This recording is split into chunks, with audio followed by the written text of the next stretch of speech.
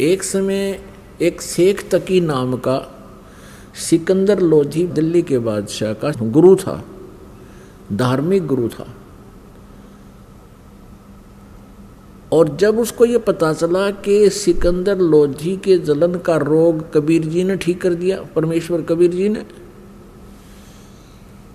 और सिकंदर लोधी ने बताया कि मैंने अपने हाथों से अपनी तलवार से स्वामी रामानंद जी को मार दिया था, कत्ल कर दिया था, उसका धड़ से अलग कर दी थी उनकी जो है गर्दन, और कबीर जी ने जीवित कर दिया। इस चीज को देख करके शेख तकी के मन में बहुत ईर्षा होगी कबीर जी के प्रति कि ये इतना प्रभाव जमा बैठा है राजा के दिल में, अब मेरी दाल गलेगी नहीं। और जब तक मैं कबीर जी को सिकंदर लोधी बादशाह के हृदय से नज़रों से नहीं गिरा दूंगा, तब तक मेरी रीवैल्यू नहीं होगी। इस सोच से, इस दृष्टिकोण से उसने कबीर जी को नीचा दिखाने के लिए, एक दिन राजा काशी से आ रहा था सिकंदर लोधी, साथ में कबीर जी भी थे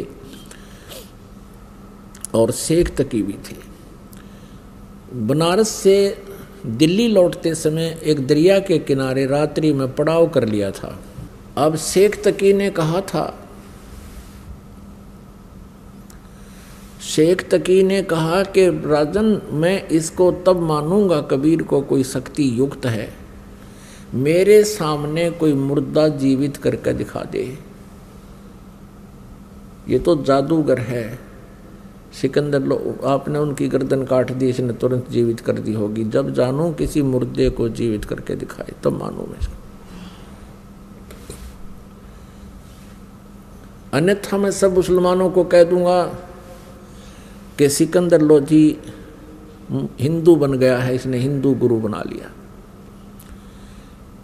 इस बात का सिकंदर लोधी को पता था कि मुसलमान भोली श्रद्धालु मुसलमान जितने भी हैं वो शेख तकी के प्रत्येक आज्ञा का पालन करते हैं। इसने एक बार ये आग लगा दी तो तेरा राज्य नहीं रहेगा। चिंतित हुआ सिकंदर लोधी, तब परमेश्वर कबीर जी ने कारण पूछा तो कारण बताया कि ये शेख तकी ऐसे ऐसे कह रहा है भगवान, और ये सचमुच वहां दिल्ली में जाकर आग लगा देगा, सब मुसलमानों को मेरे विरोधी कर देगा, मेरे राज्य को खतरा हो जाएगा, मैं इसलिए चिंतित हूँ। ये कहता है कि एक मुर्दा कोई जीवित करे कबीर तब मैं मानूं। कबीर साहब ने कहा कि उसको कह दो कि एक मुर्दा ढूंढ लाओ कोई। अब कहने का भाव ये है पुण्यात्माओं के मालिक की रजा, क्योंकि वो अपने भक्त को टेंशन युक्त नहीं रहने देते कबीर परमेश्वर। सिकंदर लोधी को अत्यंत टेंशन हो गई थी कि ये तो बात बिगड़गी, यो नहीं मानना किसी तरह भी। बहुत कुछ समझाया था कि पीर जी देखो मेरे क्या हालत थी, मैं कितना दुखी था, जलन का रोग मुझे लगा हुआ था और मैं स्वस्थ हो गया। आप जी ने सब जंतर मंत्र कर लिए थे, सब वैद्यों को आपने बुला लिया था, मैं फिर भी स्वस्थ नहीं हुआ था, कबीर जी के आशीर्वाद मात्र से मैं स्वस्थ हो गया। अब मैं इसको कैसे हृदय से उतार दूं। शेख तकी की तो दूनी भौंट सुकड़गी, उनकी त्योड़ी पड़गी, ठीक है तो इसी को मान ले, अपना गुरु मान ले इसको, मैं कह दूंगा मुसलमानों को। अब इतनी टेंशन होगी राजा को कि भाई बात बिगड़गी। तब परमेश्वर ने कहा कि चलो, उसी समय लीला हुई। वो तो कहते सोचल छिद्र मैं करूं अपने जन के काज, ऐसी हुई रजा दाता की कि कुछ कबीले ऐसे हैं वो न तो जमीन में गाड़ते मुर्दे को, न सहा करते, अग्नि में नहीं जलाते, वो क्या करते हैं, वो जल प्रवाह कर देते हैं। एक घास फूस का एक फ्लोटिंग बना करके एक बेड़ा सा तैरने वाला लकड़ियों का सूखा, और उसके ऊपर लिटा देते हैं सुसज्जित कपड़े कुपड़े साफ उनको उड़ाकर, और एक दीपक प्रज्वलित कर देते हैं और दरिया में अपने रीति रिवाज से उसको प्रवाह कर देते हैं। ऐसे जल प्रवाह किया हुआ एक मुर्दा आ रहा था। 12-13 वर्ष की आयु का शरीर था उस बच्चे का। अब सुबह सुबह सभी खड़े थे, कोई नहा रहा था, कोई भोजन बना रहा था। किसी ने देखा कि मुर्दा आ रहा है, तो शेख तकी ने कहा कि बुला ले तेरे कबीर को, कर दे मुर्दे को जिंदा। अब कबीर परमेश्वर जी ने कहा कि शेख तकी पहले आप प्रयत्न करो, कहीं बाद में ये कहे कि मैं भी कर देता इसको।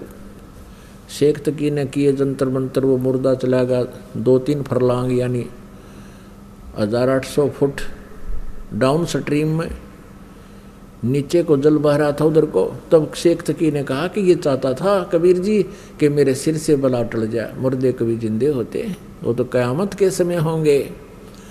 तब परमेश्वर कबीर जी ने कहा कि ठीक है।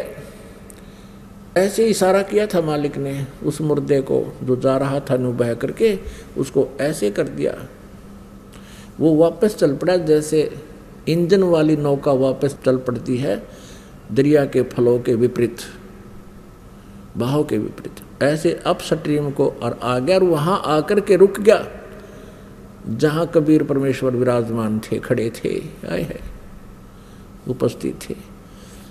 मुर्दा ऐसे ऊपर रुका हुआ है जैसे नौका हो और नीचे से दरिया की तरंगें बह रही हैं, लहरें। तब परमेश्वर ने कहा कि हे जीवात्मा, कबीर परमेश्वर जी ने कहा कि हे जीवात्मा जहाँ भी है कबीर हुक्म से इसमें प्रवेश कर, मुर्दे मर वापस आ जा तू। एकदम वहीं से वो आत्मा वापस प्रवेश हुई और वो लड़का जीवित होकर के बाहर आके परमेश्वर कबीर जी के चरणों में दंडवत प्रणाम किया। बोलो बंदी छोड़ कबीर साहेब की जय हो।